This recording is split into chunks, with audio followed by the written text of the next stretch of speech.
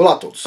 Hoje nós vamos continuar conversando sobre este livro aqui, Conspiração no Gênesis 6, como as sociedades secretas e os descendentes dos gigantes planejam escravizar a humanidade. E o assunto é a continuação do vídeo de sexta-feira, certo? Falso profeta, a gente vai falar sobre a parte 2.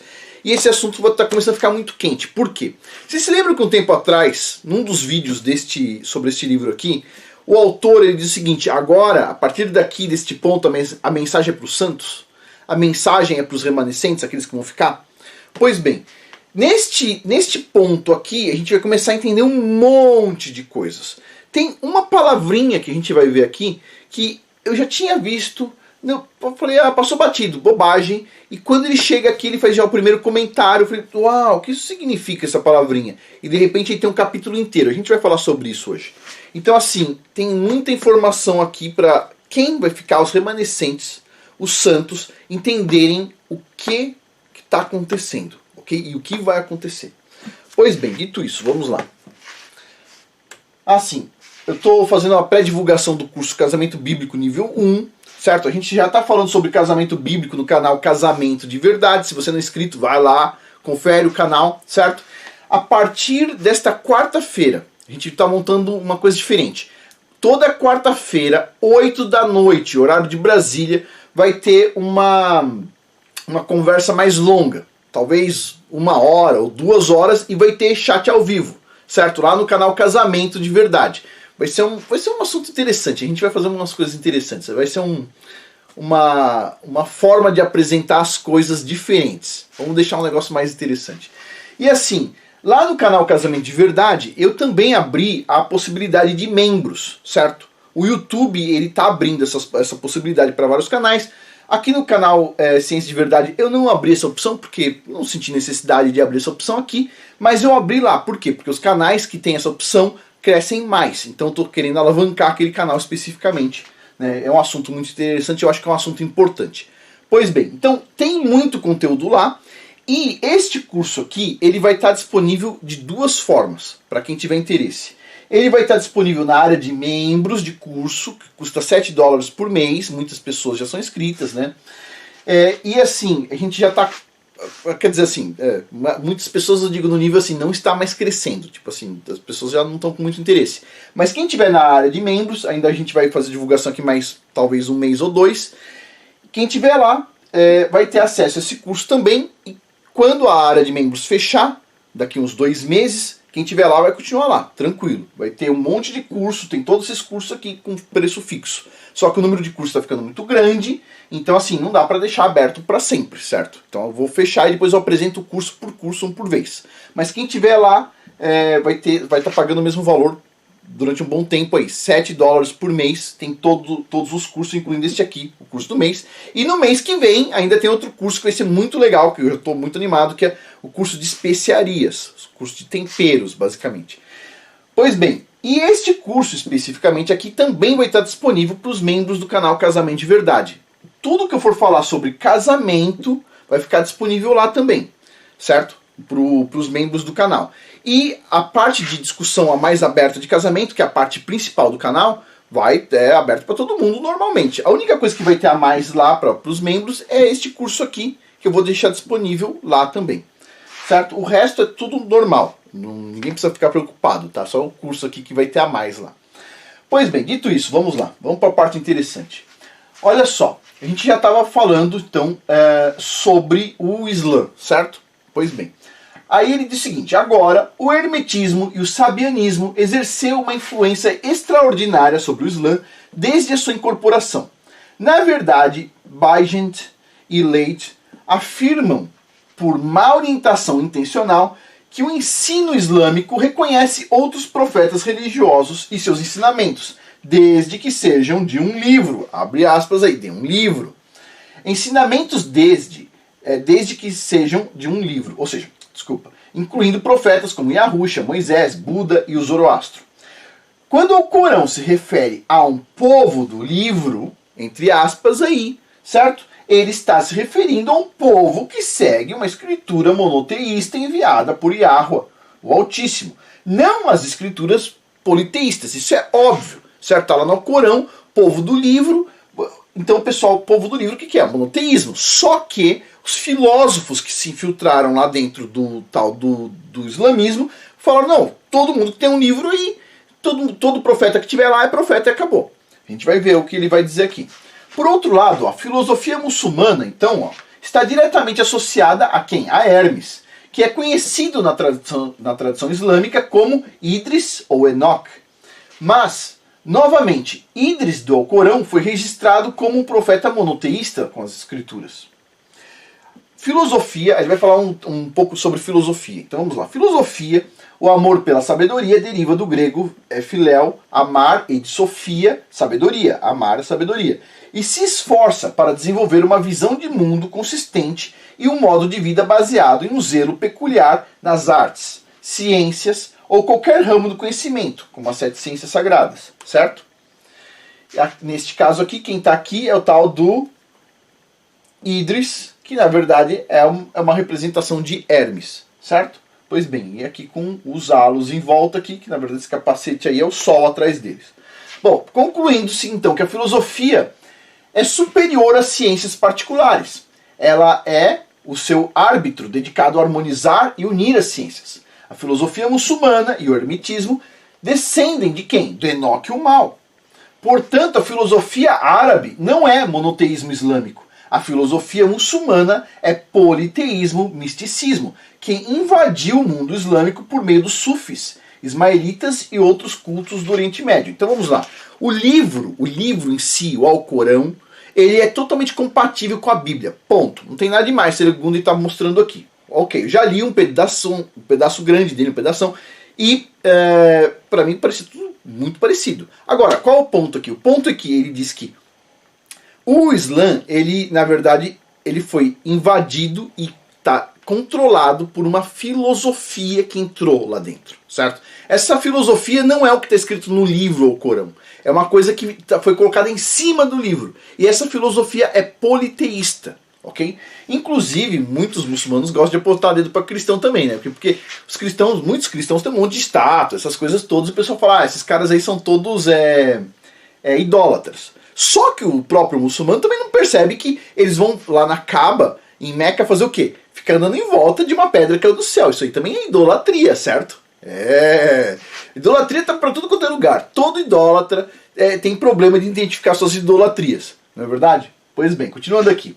Portanto, a filosofia árabe não é monoteísmo islâmico. A filosofia muçulmana, então, é o politeísmo, misticismo, que invadiu, então, o mundo islâmico. A religião sufi, de acordo com Boff, depende muito do hinduísmo, filosofia aristotélica, zoroastrismo, budismo, neoplatonismo, gnosticismo e ciência chinesa. Tudo isso aqui está dentro, depois do Islã, através da filosofia, certo? Pois bem, aqui está os sufis. Aparentemente eles não só dançam, eles fazem outras coisas além de dançar, né? Tem essa saia estranha, mas eu não sei, eu não conheço muito esse negócio aí, não sei quanto tempo eles dançam por dia, mas esses são os sufis aí, pelo que eu pesquisei na internet, tinha um print aí de um negócio para deixar uma imagem. Mas vamos lá, continuando aqui. A seita dissidente apóstata dos seguidores de João Batista, olha só, tinha problema até com o pessoal que seguia João Batista e se desviou. Os mandeístas sabeus influenciaram fortemente o misticismo sufi, e por sua vez os sufis influenciaram fortemente os templários gnósticos. O sabianismo é a religião de Enoque o Mal, adoradora do sol e das estrelas. O Islã, então, já é simpático ao misticismo e, inversamente, seria simpático tanto ao cristianismo quanto ao judaísmo se não fosse pelas influências místicas impostas aos muçulmanos aí ele coloca esse termo aqui, ó, fascistas islâmicos, ou seja, pessoas que têm um controle mais estatal, fascistas islâmicos místicos e instituições islâmicas, embora isso possa não ser óbvio no fanatismo que obscurece o mundo hoje. Então assim, vamos por partes. O que ele está dizendo é o seguinte, o Islã como um todo, se fosse seguir só o Alcorão especificamente, ele se daria bem com as outras religiões, normal, certo? Inclusive na Europa eles se deram muito bem durante muito tempo. Os juntos, lá, cristão, muçulmano, judeu, juntos, tudo tranquilo. Só que o que ele diz é o seguinte, que foi infiltrado, então, os filósofos dessa área aí, e eles começaram a trazer um monte de coisa e colocaram coisas acima do livro deles, que é uma coisa que acontece também aonde? Em várias igrejas cristãs que dizem o seguinte: não, a Bíblia não é tão importante, é a nossa versão que é a mais importante, é o que a gente fala que é mais importante.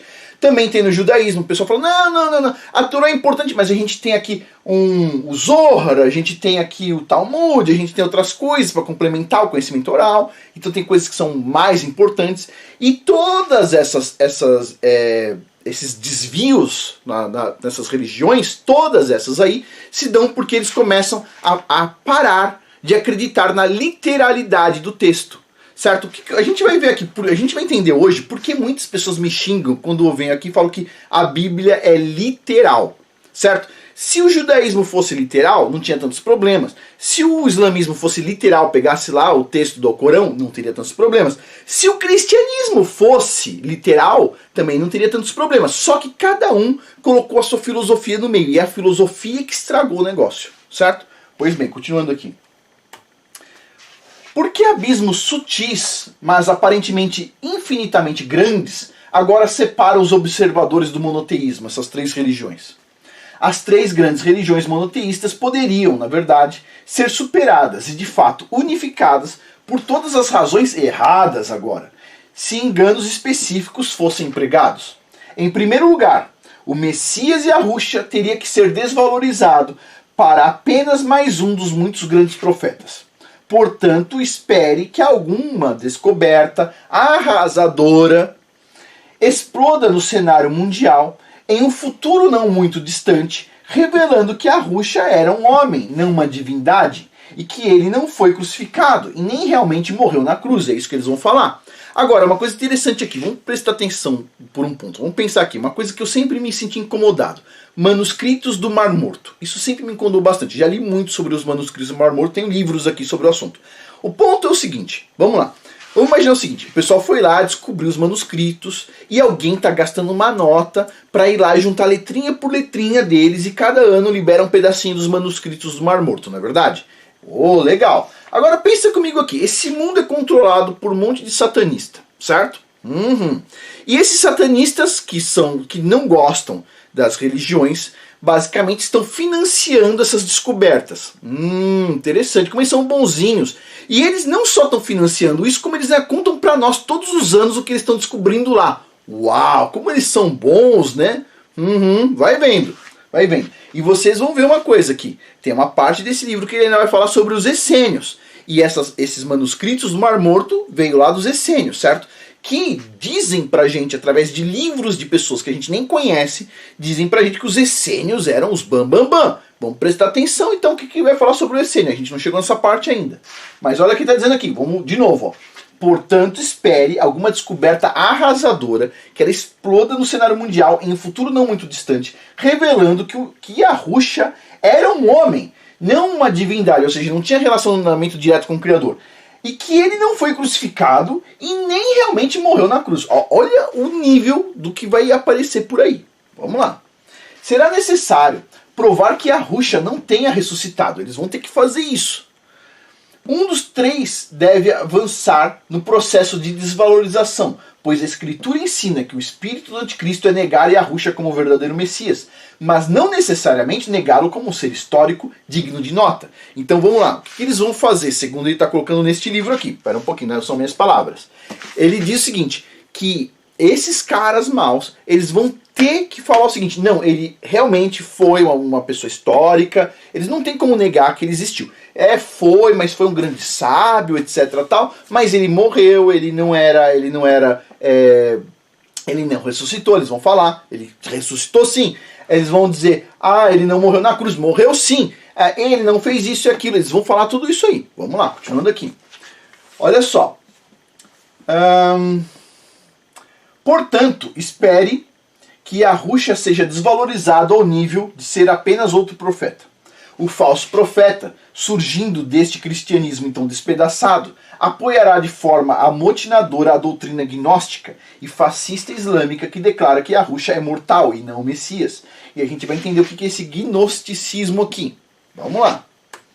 O falso profeta declarará que Yahushua é um grande profeta, mas um profeta mortal, e certamente não o Messias, eles vão falar. O falso profeta conduzirá o cristianismo destruído por meio de falsa sabedoria iluminada e milagres da nova religião universal centrada em Roma, na visão dele. Então, por que ele está falando isso aqui? Porque, pensa só, o anticristo ele não pode invadir, se infiltrar na igrejinha da esquina com 30 pessoas e conquistar o mundo, que não vai rolar, percebe? Ele tem que pegar algo grande, ele tem que se filtrar em algo grande. Então vamos pensando aí. Então me parece estar correto. Eventualmente ele levará todos para o braço do anticristo, o falso profeta. Tudo isso será aceitável tanto para o judaísmo quanto para o islamismo. Ou seja, para o judaísmo dizer que Yahushua foi só um profeta, legal, ele era um profeta histórico, etc. Mas aí tudo bem, mas ele não era então filho de Deus, etc. Tá. Eles que eles vão falar, então beleza, eles vão aceitar. O islamismo é a mesma coisa. Pois bem, qual que é o ponto-chave aqui? É destruir, fragmentar o cristianismo. Quando o Papa que estiver lá for falar esse tipo de coisa, vai falar, é verdade. O Papa esses dias acabou de falar que a evolução é verdadeira, percebe? Que o Darwin tá certo. O cara não entende. O cara acredita que a Bíblia é alegórica, basicamente. É isso que o cara acredita. Então vamos lá, continuando aqui. O institucionalismo místico do Islã vê Yahushua como de uma sequência de profetas enviados a esse mundo. Assim como partes do judaísmo já reconhecem Yahushua como de uma longa linha de profetas que foram martirizados, contanto que ele não seja credenciado como filho de Yahweh, ou Messias. Veja, o cristianismo é o enigma. Assim como o cristianismo foi uma praga para a Roma panteísta, todas as outras religiões acreditam que ainda não receberam o Messias verdadeiro e universal, e ainda estão esperando por sua chegada, enquanto que o cristianismo é a única religião a acreditar que realmente testemunha a sua primeira vinda e estamos apenas esperando por seu último retorno triunfante. Alguém pode se surpreender ao saber que mesmo as religiões panteístas estão ansiosamente procurando a chegada do seu falso Messias, o seu Messias, né, o falso Messias. Mas isso é realmente factual, de acordo com as próprias doutrinas e escritos bíblicos. O Alcorão não descarta de forma alguma Yahushua como Messias. O Alcorão, o texto, não descarta ele como Messias. Além de ser um grande mensageiro e profeta. Além disso, o Alcorão testifica do Espírito Santo vindo de Maria, a Maria, que então deu à luz virgem ao Messias. Isso diz o Alcorão, que Maria deu à luz virgem. Testifica a comissão e milagres de Yahushua, bem como a morte e ressurreição dele. No entanto, a maior parte do institucionalismo islâmico, ou seja, da igreja dele, certo? Ficaria satisfeito com Yahushua sendo reconhecido como um ser elevado, o Messias específico limitado a Israel e um grande profeta. Institucionalismo e filosofia islâmicos estão em conflito direto com o Corão. Inexplicavelmente degrada Yahushua de volta ao status de profeta e a um grau inferior de profeta do que Maomé. Mas quem está fazendo isso? O institucionalismo e a filosofia islâmica, e não o Corão em si, percebe? O texto está correto. O que está errado é a filosofia que foi infiltrada ali. Da mesma forma que o texto bíblico está 100% correto, mas a filosofia que diz, isso é uma alegoria, isso não é literal, etc., está errado. A mesma forma, a Torá, que está no início para os judeus, que eles falam, a Torá está 100% correta, mas eles começam, mas não é bem assim, é assado, a gente tem o Zohar, a gente tem o Talmud, a gente tem o conhecimento oral, a gente tem não sei o quê.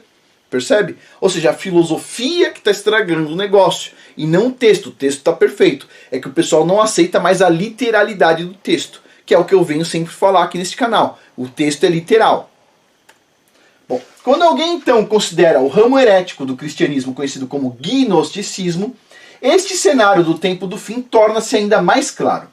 O gnosticismo é o ramo místico do cristianismo, sustentado por instituições modernas como a maçonaria e nutrido por organizações do passado como os cavaleiros templários, os cátaros, os maniqueus, os bogamilos, os reis pescadores, Rex Deus, Priorato de Sião, os essênios e outros. O gnosticismo pode ser descrito com precisão como a parte esotérica da sociedade teosófica. Se lembra lá da Helena Blavatsky? Pois bem, Agora, olha, tá vendo isso aqui? Esse termo aqui, ó, Rex Deus. Rex Deus. O Elon Musk escreveu isso no lugar de Elon Musk, que escreveu durante um tempo. Rex Deus. Depois escreveu abaixo do nome Elon Musk, escreveu assim, Rex Deus e mais não sei quantas coisas. Agora, eu pergunto, o que é esse Rex Deus? Olha só que interessante, Rex Deus. Olha só aqui, que interessante, só um minutinho. Olha aqui, ó, sessão 5, a próxima sessão que a gente vai ler juntos aqui. Próxima sessão.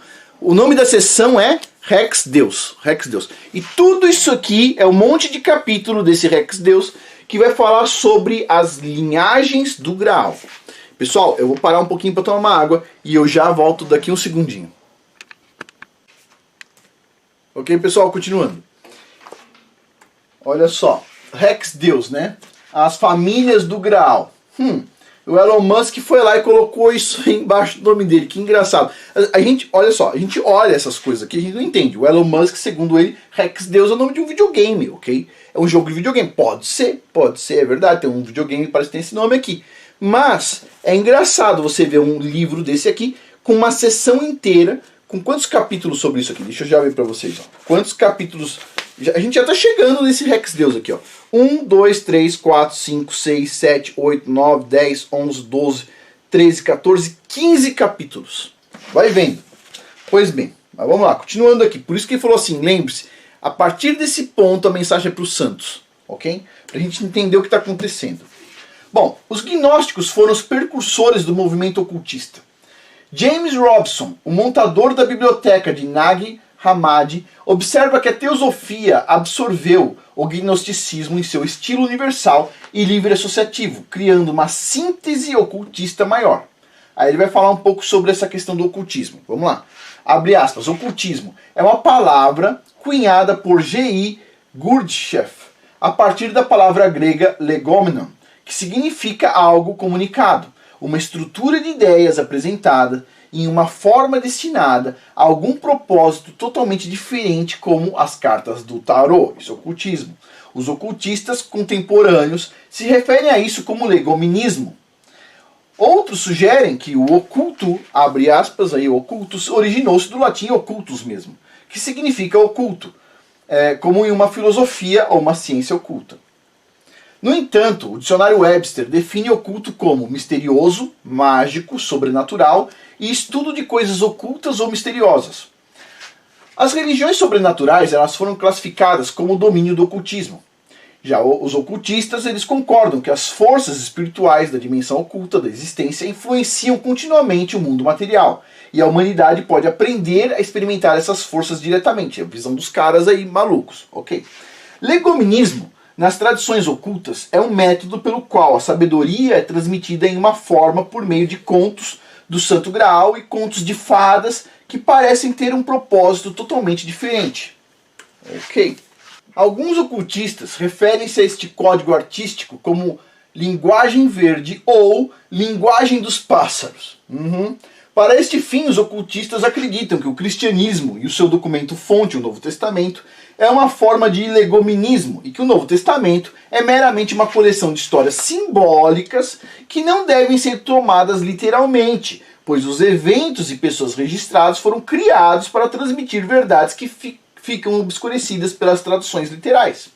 Os gnósticos cristãos eles afirmam que são a igreja cristã autêntica, que foram perseguidos pelo falso catolicismo cristão e suas doutrinas literalistas. O problema para esses caras todos aí é a questão de você ler a Bíblia e entender que ela é literal, certo? Os ocultistas pensam o seguinte, não, isso é um legominismo. O legominismo seria, alguém foi lá, inventou esse personagem, inventou aquele outro, para contar uma história por trás disso tudo, certo? É o que eles acreditam. Agora, o que eu sempre falo aqui no canal? Vamos pegar a Bíblia e vamos ler ela literalmente. Ah, mas isso aqui é só uma como é que se fala? Um exemplo, uma exemplificação, é uma coisa assim mais, não é literal e tudo mais. Não, é tudo literal. Pois bem, os gnósticos cristãos não acreditam que a versão moderna da Bíblia veio do céu, mas sim que foi um produto do homem manipulado pelo catolicismo e Constantino. Lembrando que isso aqui é uma visão gnóstica, ok? O gnosticismo é o ramo místico do cristianismo que não considera Yahushua como divindade. Os mesmos que dizem que a Bíblia ela não é real, são os mesmos que dizem que Yahushua ele não é o Messias verdadeiro. Esses loucos aí, os gnósticos. Eles consideram Yahushua um grande profeta. Eles também acreditam que Yahushua não morreu na cruz, mas que sua linhagem real continuou em segredo e que está intacta até hoje, apenas esperando pela oportunidade de ocupar o centro do palco. Os gnósticos cristãos também acreditam no cristianismo primitivo e, em particular, na igreja de Jerusalém, que considerava Yahushua como um profeta mortal, grande e poderoso, mas ainda assim mortal. Os gnósticos cristãos acreditam que a divindade de Yahushua ocorreu por meio da altamente influente seita paulínia, que exerceu extraordinária influência sobre Roma e Constantino. Após o concílio de Nicéia, onde os bispos votaram para elevar Yahushua ao status de Deus, sequestrando assim a suposta mensagem original e a igreja do Messias. É óbvio que assim, essa questão de pegar o Messias e levar ele a status 100% do Criador, aí é uma coisa complicada mesmo, porque ele é uma manifestação do Criador, certo? Pois bem. Ou seja, o Criador é maior do que o Messias. Ele faz parte do Criador. O que a gente consegue ver do Criador é o Messias. Mas ele não é o Criador como um todo, porque ele mesmo deixa claro isso. Mas continuando aqui. Mas ainda assim, ele é uma divindade no sentido que tem essa relação direta com o Criador. Certo? Bom, Constantino então apenas financiou e apoiou bispos que concordaram com esta definição e doutrina unificadora do cristianismo estabelecida em Nicéia no ano 325.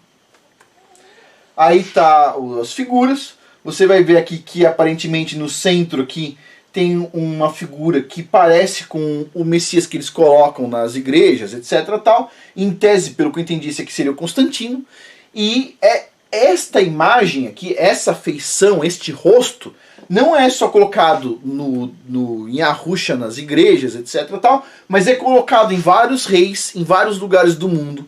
Tem vários reis com a mesma face. Certo? Ou seja, essa face representa alguém que é importante para quem financia todas essas pinturas. Você acha que eram pessoas que nem eu e você que financiavam esses artistas todos aqui?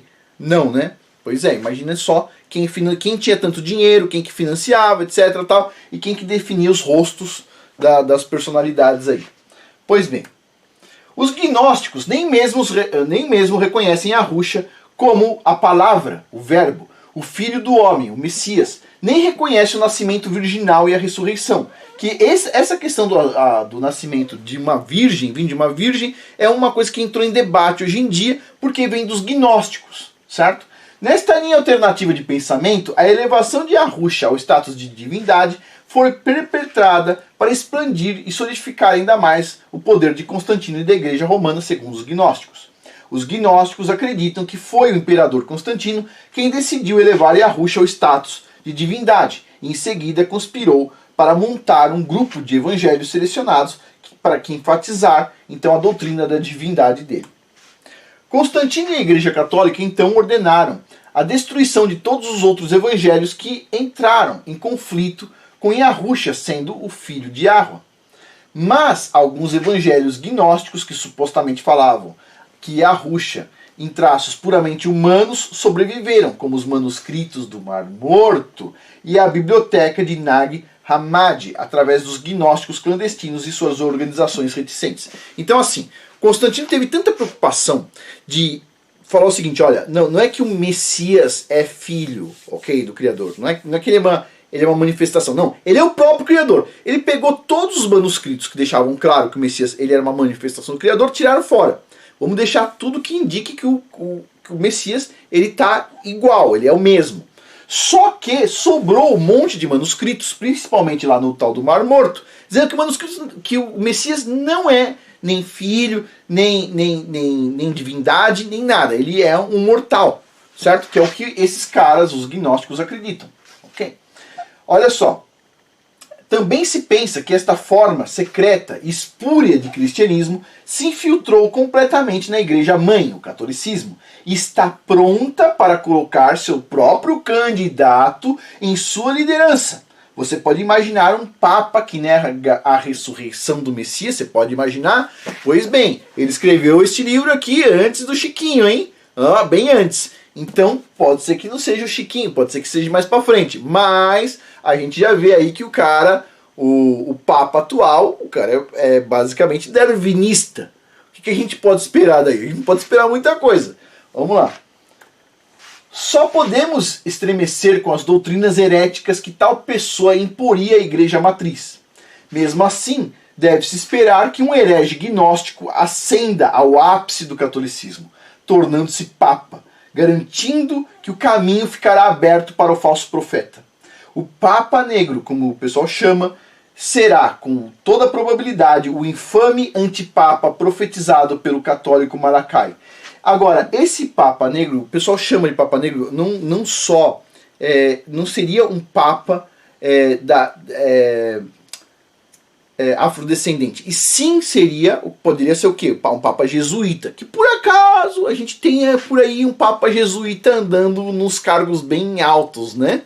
Pois bem, continuando aqui. O que é mais horrível de se contemplar é que os gnósticos acreditam ter evidências para apoiar suas posições. A evidência deles, é claro, estará cheia de mentiras e enganos engenhosos. Mas este é o plano diabólico pretendido.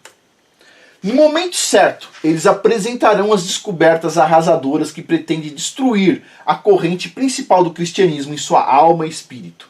O cristianismo ficará balançando nos ventos da catástrofe do ataque duplo de negar Yahushua como Messias e a implementação do antipapa no topo da igreja matriz. Agora vamos lá. Uma coisa que eu fiquei pensando durante muito tempo. Espera um pouquinho. Os caras mais maus do mundo estão financiando a descoberta dos manuscritos do Mar Morto. E eles estão tirando item por item, pedacinho por pedacinho, eles estão financiando as universidades para fazer isso. As universidades só sai coisa maravilhosa lá de dentro. Ok, então todo mundo está ansioso pelo próximo manuscrito. Próximo, eles estão liberando aos pouquinhos. Aí a pergunta sempre foi assim, por que eles não liberam tudo rápido? Por que eles não liberam? Ah, é verdade, eles têm que infiltrar pessoas dentro da igreja, eles têm que colocar um papa lá dentro, para ter o momento certo, específico. Eles têm que ter um controle absoluto para pegar aquilo lá e falar, olha só, por acaso hoje a gente descobriu aqui, ó, que o Messias realmente ele não morreu na cruz, ele não ressuscitou, essas coisas todas. Eles vão fazer isso aqui, certo? Ele está colocando aqui, para mim faz muito sentido o que ele está falando aqui. Vamos lá, continuando aqui. Ainda mais imaginando que tem tanto tempo pela frente. Lembra daquela profecia que diz assim, quando chegar o tempo do Messias voltar, ninguém vai estar esperando? Vai ser pouca gente vai estar esperando? Pois bem, continuando aqui. Todos aqueles que não estão profundamente enraizados, serão abalados até a alma de sua fé, com a maioria vacilando e em seguida caindo. É neste ponto que o falso profeta fará sua entrada no centro do palco, levando a mesma mensagem. Com sua falsa evidência, falso conhecimento e falsos milagres. Neste ponto, pode ser bom lembrar de 1 João, capítulo 4, versículos 2 a 3. Abre aspas. Todo espírito que reconhece que Yahushua veio em carne procede de Yahweh, mas todo espírito que não reconhece que Yahushua não procede de Yahweh. Este é o espírito do anticristo. Observe também, 1 João, capítulo 2, versículo 22. Quem é o mentiroso? É o homem que nega que Yahushua é o Messias. Este homem é o antimessias. Ok? Então, assim, vamos por partes aqui. Então, antes de a gente concluir, o ponto é, o que ele está dizendo é que vai ter evidências vindo de universidades que são assim o lugar mais maravilhoso para sair evidências, certo? Financiadas pelos caras dessas famílias mais más do mundo, porque só agora eles ficaram bonzinhos com o povo, certo? E eles estão financiando tudo isso para o quê? Para descobrir coisas só para contar pra gente, pro povão, nossa, como eles são bons. Eles vão contar o quê? Vão falar baixarias, como por exemplo, que a Virgem Maria não era virgem. Vão contar, por exemplo, que o Messias não ressuscitou, que na verdade ele ficou vivo, ele não foi crucificado. Vão contar essas coisas. E adivinha quem vai ter o carimbo de falar, é verdade. Pum! Adivinha? Precisa infiltrar numa religião bem grande. Certo? Pois bem. E ele diz aqui que na visão dele é a igreja romana, certo? É o catolicismo, porque é uma igreja enorme, e se você quiser infiltrar alguém para fazer uma grande erro, você tem que filtrar onde? No grandão, certo? Você não vai infiltrar na igreja da esquina, não faz sentido nenhum. Pois bem. Bom, o próximo capítulo a gente vai falar sobre os discípulos da luz, certo? E assim, tem muita coisa interessante antes da gente entrar no capítulo lá, Deus Rex, que é um capítulo assim, que tem muita informação. Esse capítulo aqui, até terminar ele, ainda tem muita coisa boa. Olha só, deixa eu só mostrar para vocês rapidamente o que tem aqui ainda. Antes do Rex Deus. Olha, falsos profetas, discípulos da luz, fenômeno alien. A gente vai falar sobre isso ainda, certo? A mãe de todas as feitiçarias, o espírito do anticristo e a besta, o novo Nimrod e a tragédia do arrebatamento. O que será que ele vai falar aqui, hein? Pois bem, todo mundo já percebeu que não vai ter arrebatamento, certo? Todo mundo. A gente está discutindo aquele Phantom Time, todo mundo já percebeu que, tipo assim, pode ter séculos pela frente. Séculos antes do Messias vir. E o que a gente tem que fazer é fortalecer as nossas famílias, certo? E por isso que eu criei lá o canal Casamento de Verdade, onde a gente vai estar falando sobre casamento. E lembre-se, na quarta-feira, toda quarta, às 8 da noite, a gente vai ter uma conversa mais longa do que o normal lá nesse canal, e vai estar o chat ao vivo, ok? Pois bem, então assim, aguardo todo mundo lá de quarta-feira. Nessa primeira quarta-feira vai ser uma conversa mais longa, mas ainda eu só vou começar a contar o que vai ser de quarta-feira. Depois, nas outras quartas, a gente vai ter convidados. Vai ser interessante, pessoal. Pois bem, continuando aqui, finalizando. Bom, em breve vai estar disponível o curso Casamento Bíblico nível 1, Conquistando a Força da Harmonia. Vai estar disponível. Vai estar disponível aonde? Vai estar disponível na área de membros, para todos os membros. Quem tiver interesse, o link abaixo, ainda está link abaixo, certo? $7 por mês é um preço legal para a quantidade de curso que tem. Tem curso na área de negócios, tem curso produção de lenha, tem vários cursos interessantes. E, então completo aqui, curso de casamento bíblico aí, nível 1.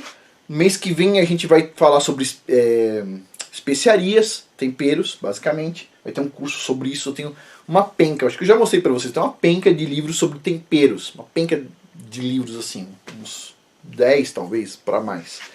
Que é um assunto interessante, certo? Especiarias. Vai ser o mês que vem. E quem quiser só este curso aqui, tem a opção de entrar como membro no canal Casamento de Verdade. Esse curso vai ficar disponível para os membros lá, certo? É uma forma de agradar o pessoal. A área de membros é assim, pessoal. A área de membros lá do canal Casamento de Verdade é uma forma de alavancar o canal. Mais ou menos assim, para vocês terem uma noção, tá?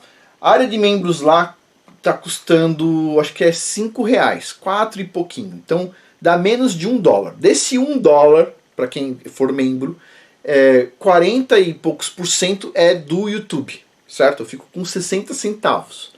Se entrar 1000 pessoas lá um dia entrar 1000 pessoas, eu vou ganhar $600, ok?